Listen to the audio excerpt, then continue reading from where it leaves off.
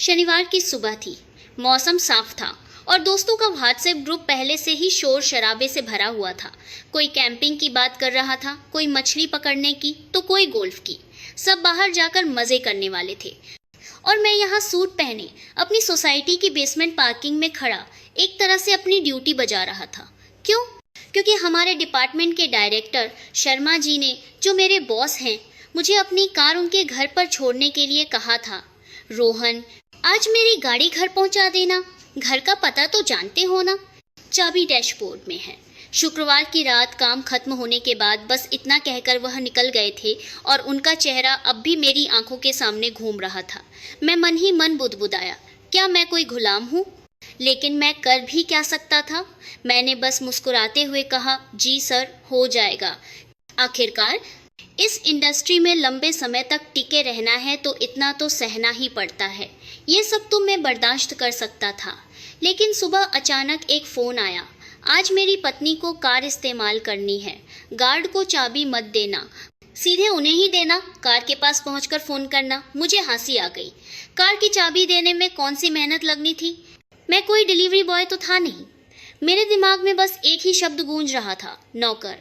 जब मैं शर्मा जी की सोसाइटी पहुंचा तो मेरी पीठ पसीने से भीग चुकी थी। कार लग्जरी थी, लेकिन उतनी ही बड़ी और भारी भी थी और जल्दबाजी में ड्राइव करने की वजह से मेरे सिर में दर्द होने लगा था। मैंने फ़ोन किया, मैम मैं कार ले आया हूँ। दूसरी तरफ से एक ठंडी आवाज़ में सिर्फ एक वाक्य आया, थोड़ा इंतज़ार कीजिए। एक गहरी सांस लेकर मैंने कहा, जी मैम। ये शब्द मेरे गले तक आकर रुक गए थे, जिन्हें मैंने मुश्किल से निगला था। इंतज़ार करते हुए मैं यूं ही आसपास देखने लगा। यह वाकई एक अमीर इलाका था। शानदार विलाओं के बीच एक शांत बगीचा था और पेड़ों की परछाइयां ज़मीन पर लंबी हो रही थी। तभी दूर से एक औरत चलती हुई आई। कहना चाहिए कि वह बहती हुई आ रही थी। उसकी स्कर्ट की लंबाई जांघों के बीच तक थी और चप्पल पहनने के बावजूद उसके कदमों में एक अजीब सी ताकत थी। सूरज की रोशनी उसके कंधों और गर्दन पर धीरे से पड़ रही थी और नीचे उसकी चिकनी कलाई साफ दिख रही थी। मेरी सांसें थम गई। वह पास आई और पूछा, मेरे पति ने भेजा है? मैंने जी में जवाब दिया, लेकिन मेरी आवाज़ का कांपना शायद मेरा वहम नहीं था। उन्होंने तुम्हें ड्राइव में मदद करने के लिए नहीं कहा? ओह। एक पल रुकने के बाद उसने दरवाज़ा खोला और पिछली सीट पर बैठ गई। चलो, थोड़ा दूर जाना है। पिछली सीट? वह मेरे बगल वाली सीट पर नहीं, बल्कि पिछली सीट पर बैठी थी, जैसे वह स्वाभाविक रूप से मुझे आदेश दे रही हो। कहाँ चलना है मैम? हर्ष विहार क्लिनिक, नोएडा में है। मैप लगा लो, थोड़ा समय लगेगा। उसकी आवाज़ नरम थी, लेकिन उसकी नज़रें शीशे से मुझे भेद रही थी। जैसे ही मैंने गाड़ी चलाना शुरू किया, उसने अपनी आंखें बंद कर लीं। उसने अपने हाथ बांधे और पैर पर पैर चढ़ा लिया। मेरी नज़रें बार बार पिछली सीट की ओर जा रही थी। स्कर्ट के नीचे उसकी जांघें साफ दिख रही थी और उसकी टौंगें लंबी थी। वे सुडौल और सेक्सी थी। मुझे पसीना आने लगा। यह धूप की वजह से नहीं था, बल्कि मेरे अंदर की इच्छा मेरी गर्दन को खींच रही थी। यह औरत उस मोटे तोंद वाले शर्मा जी की पत्नी है। मुझे यकीन नहीं हो रहा था। इतनी चिकनी और आकर्षक औरत कार धीरे धीरे उस इलाके से बाहर निकल रही थी। कुछ अजीब था। आज सड़क पर कुछ ज़्यादा ही शोर था और इंजन की आवाज़ भी सामान्य से ज़्यादा तेज़ लग रही थी। शायद यह मेरे दिल की धड़कन की वजह से था। उस दिन पहली बार मैंने सोचा कि काश मैं इस औरत को एक बार पा सकता। और यहीं से सब कुछ शुरू हुआ। ड्राइव में 1 घंटे से ज़्यादा का समय लगा। वह इतने लंबे समय तक अपनी आंखें बंद किए रही और मैं शीशे में उसकी टांगों को दिखाने वाली स्कर्ट से नज़रें नहीं हटा पा रहा था। कार में खामोशी थी। बाहर के नज़ारे बदल रहे थे, लेकिन मेरा दिमाग एक ही जगह अटका हुआ था। बस एक ही ख्याल घूम रहा था, यह औरत इतनी कामुक क्यों है? क्या मैं पागल हो रहा हूँ? ये मेरे बॉस की पत्नी है। जब उसने पिछली सीट पर थोड़ी हलचल की तो उसकी स्कर्ट कुछ सेंटीमीटर और ऊपर खिसक गई। एक पल के लिए मेरी नज़रें उस पर टिक गईं और मुझे डर लगा कि कहीं उसने शीशे में मुझे देख तो नहीं लिया। मेरी पीठ पर ठंडा पसीना बहने लगा। जब हम पहुँचे तो उसने बिना हिले डुले कहा, मैं बस दवाई लेकर आती हूँ, इंतज़ार करना। उतरते समय भी उसने मेरी तरफ नहीं देखा। ड्राइविंग सीट पर अकेले बैठे हुए मुझे ऐसा लगा जैसे मेरे हाथ पर किसी ने नमक छिड़क दिया हो। या शर्म थी या उत्तेजना, मैं इस अजीब एहसास में फ़र्क नहीं कर पा रहा था। दवा का पैकेट लेकर लौटते हुए उसने अचानक कहा, यहाँ से होटल ले चलो, एक दोस्त से मिलना है। जैसे ही मैंने कार मोड़ी, मेरे अंदर कुछ टूट गया। यह काम नहीं था या कोई छोटा मोटा काम भी नहीं था। मुझे ऐसा लग रहा था जैसे मैं इस औरत के दिन भर के कामों के लिए उसका ड्राइवर बनता जा रहा हूँ। होटल के सामने उसने कहा, आधे घंटे में आ जाऊंगी, कहीं मत जाना, यहीं इंतज़ार करना। बस इतना कहकर वह अंदर चली गई। मैं स्टीयरिंग व्हील पकड़े बिना कुछ किए बस बैठा रहा। उसकी पीठ मेरी नज़रों से ओझल हो गई और मैंने फिर से सिर झुकाकर फुसफुसाया, मैं यह सब क्यों कर रहा हूँ? यह हो क्या रहा है? समय धीरे धीरे बीत रहा था और जब वह काफ़ी देर बाद लौटी तो उसके कंधे पर एक और बैग था और उसने हल्की सी मुस्कान के साथ कहा, शुक्रिया, तुम्हारी वजह से काफ़ी आसानी हो गई। वैसे रोहन, तुम्हारी उम्र क्या है? मैं एक पल के लिए हिचकिचाया और फिर जवाब दिया, मैं 32 साल का हूँ। वह रुक गई। हम उम्र हैं। मुझे लगा था कि तुम मुझसे बड़े होगे। इस एक वाक्य ने मेरे दिल में एक अजीब सी दरार पैदा कर दी।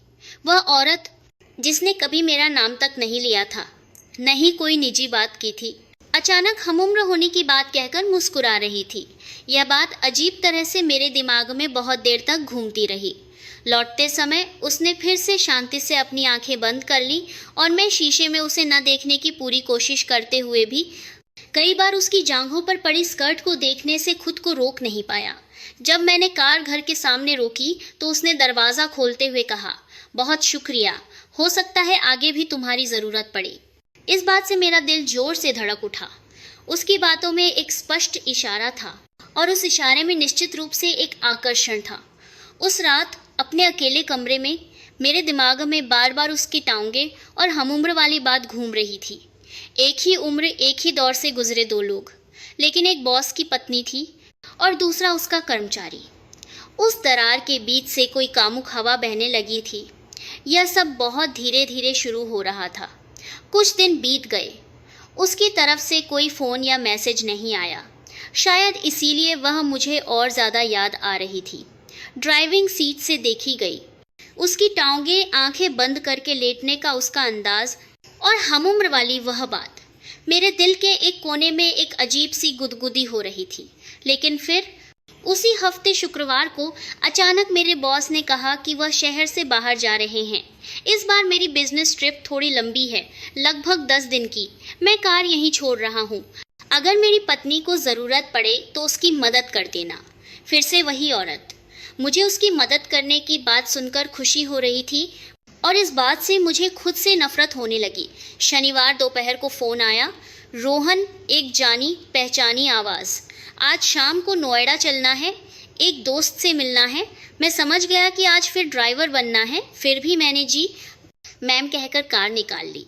जब मैं पहुंचा तो वह इंतज़ार कर रही थी और हमेशा की तरह मेरे बगल वाली सीट के बजाय पिछली सीट पर बैठ गई। उसने एक छोटी काली ड्रेस पहनी थी। ड्रेस पूरी आस्तीन की थी, लेकिन उसका सिलहाउट उसके शरीर के आकार को साफ दिखा रहा था। बैठते ही उसने पैर पर पैर चढ़ा लिया और उसी पल स्कर्ट फिर से उसकी जांघों पर ऊपर चढ़ गई। कार खामोशी से चलती रही। रेडियो भी बंद था और हम दोनों ने कुछ नहीं कहा, लेकिन हवा में एक अजीब सी कंपी थी। उसने बीच रास्ते में चुप्पी तोड़ी, आज शायद थोड़ा ज़्यादा समय लग जाए। अगर अकेले बोर हो या ऊब जाओ तो पास के किसी कैफ़े में बैठ जाना। इतना कहकर वह लिफ्ट लेकर ऊपर चली गई। लेकिन सच कहूँ तो मेरा कैफ़े में जाने का बिल्कुल मन नहीं था। मुझे लगा कि वहाँ मेरा मुंह कड़वा हो जाएगा और कॉफ़ी का स्वाद भी महसूस नहीं होगा। इसलिए मैं बस उस गली में टहलता रहा और उसकी दिशा में देखता रहा और फिर मैं भी उसके पीछे अंदर चला गया। मैं ठीक उसके पीछे नहीं गया। थोड़ी देर हिचकिचाने के बाद मैंने होटल की लॉबी में सोफे पर लगभग 15 मिनट इंतज़ार किया और फिर मैं जानबूझकर ऊपर गया। लिफ्ट के अंदर मेरा दिल जोर जोर से धड़क रहा था। तीसरी मंजिल का गलियारा, एक दरवाज़ा थोड़ा खुला हुआ था। उस दरार से जो परछाई दिखी वह प्रिया मैम की थी। वह किसी आदमी की बाहों में थी। एक अजनबी आदमी का हाथ उसकी कमर पर था और उसने अपनी आंखें बंद कर रखी थी। ये क्या हो रहा है? ये शब्द मेरे गले में अटक गए, लेकिन मेरा शरीर हिल नहीं पाया। उसने मुझे देख लिया। वह हैरान हुई, लेकिन जल्द ही शांत हो गई और उसने धीरे से दरवाज़ा बंद कर दिया। लिफ्ट से नीचे उतरते हुए मैं अपने होंठ काट रहा था और बार बार एक ही कल्पना कर रहा था। अगर उस आदमी की जगह मैं होता। उसके जाने के बाद मैं होटल के पीछे की दीवार से सटकर खड़ा रहा। मेरा गला सूख रहा था और छाती में जकड़न महसूस हो रही थी। मैं नहीं जानता कि कितने मिनट बीते, लेकिन मैं वापस कार में आ गया।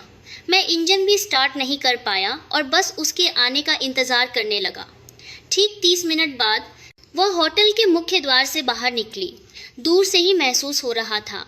उसके चेहरे पर कोई भाव नहीं था और उसकी आंखें ठंडी थीं। उसने बिना कुछ कहे मेरे बगल वाली सीट का दरवाज़ा खोला और बैठ गई। वह जो हमेशा पिछली सीट पर बैठती थी, इस बार मेरे बगल में खामोश बैठी थी। खिड़की से बाहर देखते हुए उसने हाथ बांध रखे थे।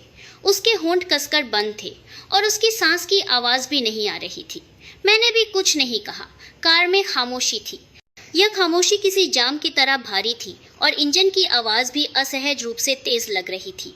इस तरह बिना एक भी शब्द कहे हम उसके घर के सामने पहुंचे। कार रुकते ही उसने बिना मेरी तरफ देखे दरवाज़ा खोला और उतर गई। जब तक वह घर के अंदर नहीं चली गई, मैं हिला तक नहीं। और उस रात प्रिया मैम का एक मैसेज आया, रोहन, आज जो देखा उसके बारे में किसी को मत बताना। तुम जो चाहोगे मैं दूंगी। यह धमकी थी या लालच, मैं नहीं जानता, लेकिन इस एक वाक्य ने मेरे अंदर के दरवाजे खोल दिए थे। उस रात जब मुझे उसका मैसेज मिला, मैं नहीं जानता कि मैंने कितनी बार अपने फ़ोन की स्क्रीन को बंद किया और फिर से खोला। आज की बात किसी को मत बताना।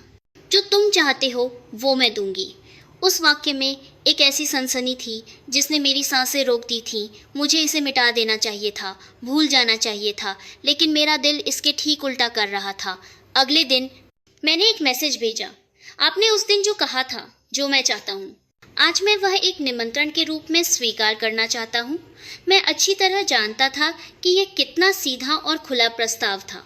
उसने बहुत देर तक कोई जवाब नहीं दिया और फिर देर शाम को बस 2 शब्द आए, आ जाओ।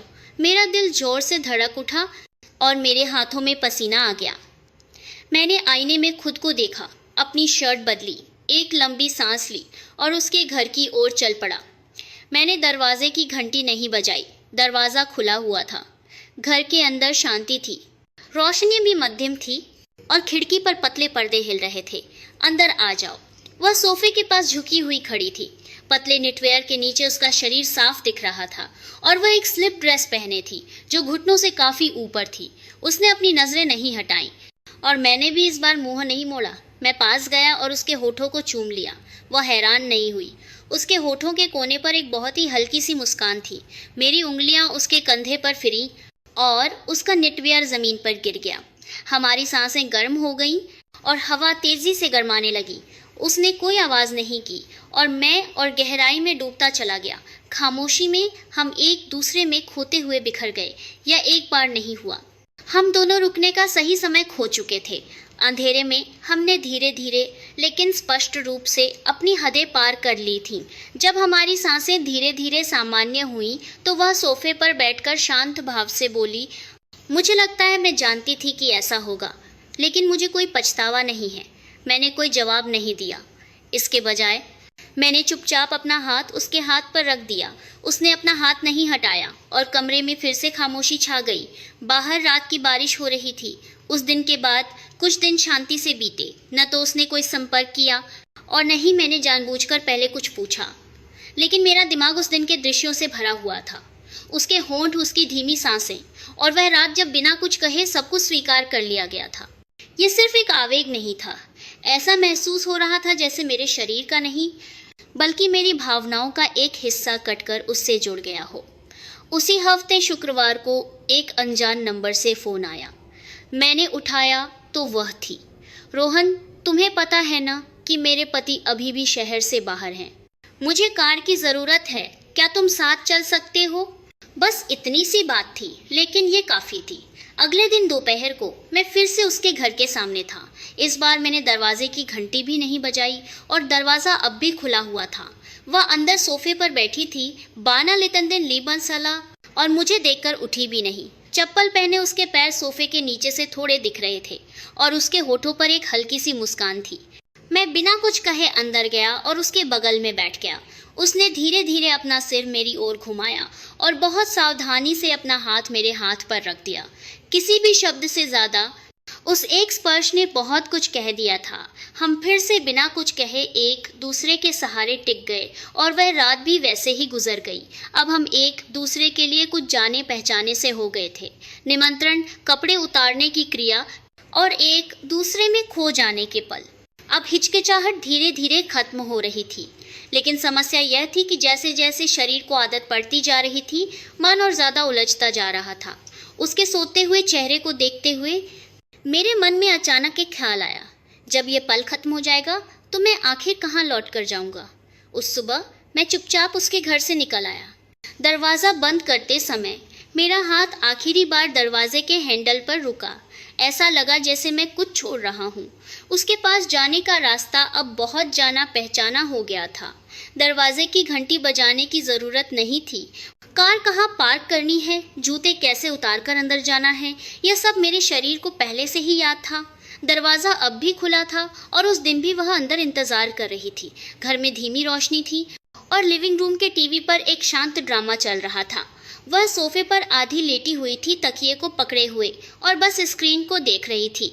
आज थोड़ी थकी हुई हूँ, बस साथ में टीवी देखते हैं, उसने ऐसा कहा और मेरी तरफ देखा भी नहीं। मैं सोफे के सामने सावधानी से बैठ गया और कुछ सेकंड की खामोशी छा गई। कमरे में सिर्फ ड्रामे के संवाद गूंज रहे थे और वह बिना किसी भाव के उन्हें सुन रही थी।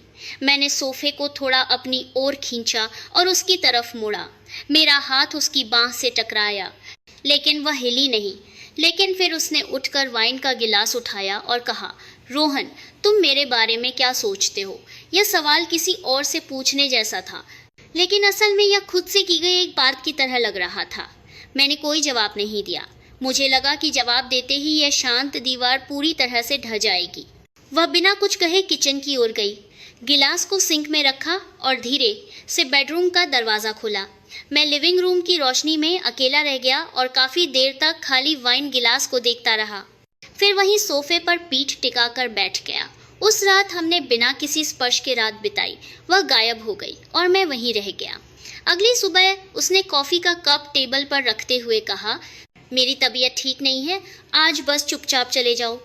मैंने सिर हिलाया और मेरे पास उस बात में जोड़ने के लिए कोई शब्द नहीं था। जब मैं दरवाजे से बाहर निकलने वाला था तो उसने चुपचाप एक बात कही, दरवाज़ा अगली बार भी खुला रहेगा। ये बात एक प्यार भरा वादा था या एक ठंडा नियंत्रण, मैं समझ नहीं पा रहा था। मैंने चुपचाप सिर झुकाकर दरवाज़ा बंद कर दिया। वह दरवाज़ा थोड़ा भारी महसूस हुआ। कई दिनों तक उसकी तरफ से कोई संपर्क नहीं हुआ। मैंने घंटी बजाकर भी नहीं देखा और अब मुझे ये यकीन भी नहीं था कि दरवाज़ा खुला होगा। मैं इंतज़ार कर रहा था और ये इंतज़ार मुझे धीरे धीरे बेचैन कर रहा था।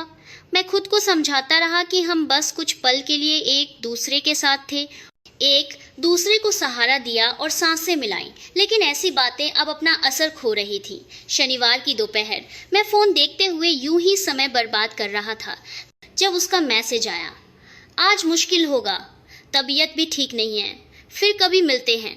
एक सादा सा वाक्य था जिसमें न कोई अफसोस था और न कोई माफ़ी, लेकिन उस वाक्य ने मुझे तोड़ना शुरू कर दिया। उसने जो फिर कभी कहा, क्या वह सच में मेरे लिए था या किसी और के लिए जिसे बदला जा सकता था? जवाब जानने के लिए मैं उस होटल की पार्किंग में भटकने लगा। बिना किसी योजना के, बिना किसी अधिकार के, मैं बस वहाँ खड़ा था और मैंने उसे फिर देखा। इस बार सब कुछ साफ था। वह किसी के साथ थी और वह कोई मुझसे बहुत छोटा था और उसका हंसता हुआ चेहरा बहुत हल्का लग रहा था। उसने अपना हाथ उसकी बांह पर रखा और होटल के अंदर चली गई। मेरी नज़रों के सामने से वह बहुत धीरे धीरे ओझल हो गई। मेरी सांस रुक गई, मेरी छाती में आग लग गई थी और मैं अपने गुस्से को दबा नहीं पा रहा था। मैंने तुरंत उसे फ़ोन किया। उसने थोड़ी देर बाद उठाया। हाँ, रोहन। उसकी आवाज़ इतनी सामान्य थी कि मैं और बर्दाश्त नहीं कर सका। मैंने सोचा था कि हमारे बीच सच में कुछ है। उसने कुछ नहीं कहा। थोड़ी देर की खामोशी के बाद उसने धीरे से कहा, हम बस एक दूसरे की ज़रूरतें पूरी कर रहे थे, न उससे ज़्यादा न उससे कम। मैं जानता था कि यह सच है, लेकिन मेरा दिल इस बात को मानने से इनकार कर रहा था। तो फिर उस दिन तुमने मेरे लिए दरवाज़ा क्यों खोला? क्यों बिना कुछ कहे मेरा हाथ पकड़ा और साथ सोई? मेरी आवाज़ कांप रही थी और उसने एक गहरी सांस के साथ बात खत्म की। रोहन, जब भावनाएं बीच में आ जाती हैं तो उसी पल से सब कुछ खतरनाक हो जाता है। मैंने फ़ोन काट दिया। मैंने कमरे की लाइट भी नहीं जलाई और उसी सोफे पर बैठ गया जहां वह लेटी थी और एक गहरी सांस ली। तब मुझे समझ आया, मैं अभी जलन महसूस कर रहा था। यह एक ऐसी भावना थी जिसकी इजाज़त मुझे शुरू से ही नहीं थी। शर्मा जी के वापस आने की खबर कंपनी के मैसेंजर पर चुपचाप आ गई। जब मैंने सुना कि उनकी बिजनेस ट्रिप तय समय से पहले खत्म की वापस आने हो गई है, तो मैंने सबसे पहले अपना फ़ोन देखा। उसकी तरफ से कोई मैसेज नहीं था। पिछले कुछ दिनों की खामोशी, जलन और पछतावे से उबलता मेरा दिल एक पल में जम गया।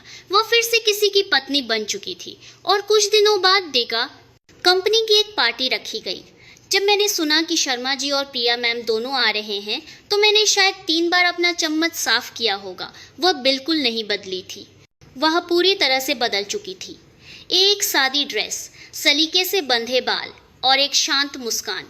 मुझे यकीन नहीं हो रहा था कि यह वही चेहरा है जो कुछ दिन पहले होटल की लॉबी में एक जवान लड़के के साथ हंस रहा था।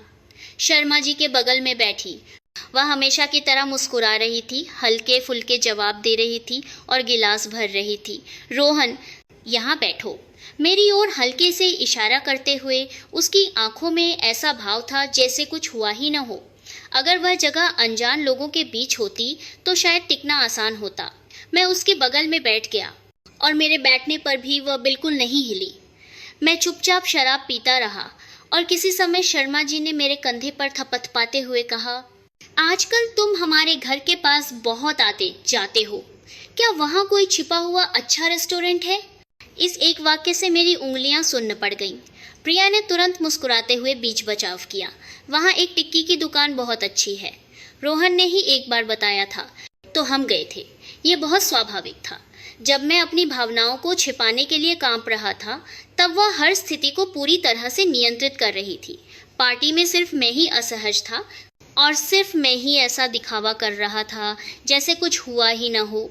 उस रात अकेले घर लौटते हुए मैंने सोचा, क्या अब तक जो हमने किया वह सच में भावना नहीं थी? खाली कमरे में बिस्तर पर लेटकर छत को देखते हुए मैंने उसका नाम न लेने की पूरी कोशिश की, लेकिन वह नाम बहुत पहले ही मेरे अंदर मेरा अपना हो चुका था। ऑफिस की फोटोकॉपी मशीन के पास शर्मा जी का चेहरा पहले से थोड़ा ज़्यादा अजनबी लगा।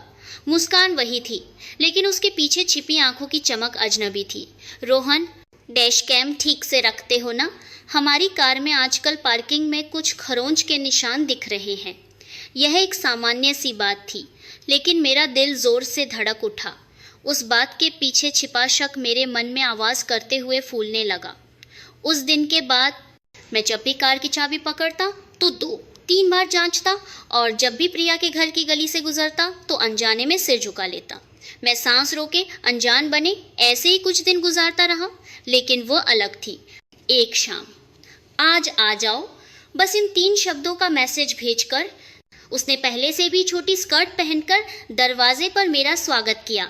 उसने बिना कुछ कहे वाइन निकाली और मैं चुपचाप पीता रहा। उस रात हमने कुछ नहीं कहा, बस हाथ पहले चले, सांसें उलझी और एक दूसरे के शरीर की गर्मी को महसूस करते हुए हम धीरे धीरे और फिर जोरों से एक दूसरे में खो गए। लेकिन इसका अंत पहले जैसा नहीं था। सब कुछ खत्म होने के बाद उसने मेरी तरफ पीठ कर ली और एक सिगरेट जलाई। अगर छोड़ना चाहते हो तो छोड़ दो। यह एक हल्की फुल्की बात थी, लेकिन इसके अंदर कहीं एक खतरनाक ठंडक छिपी थी। मैंने कोई जवाब नहीं दिया। मुझे समझ नहीं आ रहा था कि क्या सच में मुझे यह सब छोड़ देना चाहिए या इस पल को और आगे बढ़ाना चाहिए। वह सिगरेट का धुआं खिड़की से बाहर छोड़ते हुए लापरवाही से बोली, मैं जानती हूँ कि मैं तुम्हें परेशान कर रही हूँ, लेकिन क्या यह इतना मुश्किल है? मैं न तो हंस सका और न ही रो सका। मैं बस उसकी पीठ को देखते हुए अपने होंठ काटता रहा। उसी पल मुझे लगा कि मैं इस औरत के जाल में फंस चुका हूँ। बिल्कुल ऐसा ही महसूस हुआ। बाहर ठंडी हवा चल रही थी और अंदर उससे भी ज़्यादा ठंडी खामोशी थी। उसका मैसेज तब आया जब शर्मा जी फिर से बिजनेस ट्रिप पर गए थे। आज शाम को थोड़ी देर के लिए आ सकते हो? और कोई बात नहीं थी। मेरा दिल जोर से धड़क रहा था और मैं फ़ोन हाथ में लिए बहुत देर तक हिचकिचाता रहा, लेकिन आखिरकार मैं फिर से उसी दरवाजे की ओर चल पड़ा। क्या ये पहले की तरह खुला होगा? मैं थोड़ी देर बाहर खड़ा रहा, लेकिन इस बार यह बंद था और जब मैंने धीरे से घंटी बजाई तो उसने दरवाज़ा खोला। आज शायद आखिरी बार हो। उसके होठों से निकला यह वाक्य इतना शांत था कि मैं और ज़्यादा बेचैन हो गया। हॉल से गुजरते ही लिविंग रूम का जाना पहचाना नज़ारा था। रोशनी थोड़ी मध्यम थी। डाइनिंग टेबल पर वाइन के 2 गिलास पहले से भरे हुए थे और उसने धीरे से गिलास मेरी ओर बढ़ाया। हम चुपचाप आमने सामने बैठकर वाइन पीते रहे और उसने एक घूंट पीने के बाद गिलास नीचे रखते हुए कहा, मुझे लगता है कि जो तुम चाहते थे मैंने अब तक वह सब किया है। उसका लहजा अजीब तरह से शांत था और मुझे वह शांति और भी डरावनी लग रही थी। तो क्या आज आपने मुझे आखिरी बार बुलाया है? उसने कोई जवाब नहीं दिया। इसके बजाय उसने अपना गिलास खाली किया और चुपचाप लाइट बंद कर दी। अंधेरा धीरे धीरे कमरे में फैल गया और हम फिर से सिर्फ एक दूसरे की सांसों से बात करने लगे। वह रात कहीं ना कहीं आखिरी होने के तनाव में और ज़्यादा सावधानी भरी और ज़्यादा गर्म थी, लेकिन ख़त्म होने के बाद उसने तुरंत कंबल खींच लिया और मैं उसकी तरफ पीठ करके लेटा हुआ छत को देखता रहा। कोई आवाज़ नहीं आ रही थी और खामोशी एक लंबे संवाद की तरह फैली हुई थी। सुबह वह पहले उठी और धीरे से कहा, अब तुम मुझ पर निर्भर नहीं रह सकते। मैंने उसकी पीठ को देखते हुए कुछ नहीं पूछा, क्योंकि जवाब सुनने पर भी मुझे वह सुनने को नहीं मिलेगा जो मैं चाहता हूँ। दरवाजे के पास जूते पहनते हुए मैंने आखिरी बार पूछा, क्या मैं फिर कभी ना आऊँ? उसने बिना मुड़े दरवाजे के हैंडल पर हाथ रखकर कहा, दरवाज़ा अब मैं बंद करूँगी। मैं उस बात का कोई जवाब नहीं दे सका और चुपचाप उस घर से बाहर निकल आया। दरवाज़ा बंद होने की आवाज़ उसके और मेरे बीच के अंत की तरह गूंजी, भारी और गहरी, लेकिन कुछ अजीब था। उस दिन के बाद मैं कितना भी दूर चला जाऊं, उसके शरीर की गर्मी मेरे अंदर से नहीं जा रही थी। जिस रात मैं यह मानना चाहता था कि सब खत्म हो गया, उसकी सांसों की आवाज़ मेरे कानों में फिर से गूंज उठी। वह दरवाज़ा बंद हो चुका था, लेकिन मैं अब भी उसी के अंदर फंसा हुआ था। आज की कहानी यहीं तक थी। अगर आप में से किसी ने इस कहानी को चुपचाप अंत तक सुना है, तो क्या आप कमेंट में एक लाइन लिख सकते हैं कि आपने इसे सुना? और अगर आपका दिल ज़रा भी हिला हो तो कृपया सब्सक्राइब करें और लाइक करें। अगली बार मैं इससे भी ज़्यादा सांस रोक देने वाली और दिल को धड़काने वाली कहानी के साथ आपके पास आऊँगा। 86.6 सेकंड्स।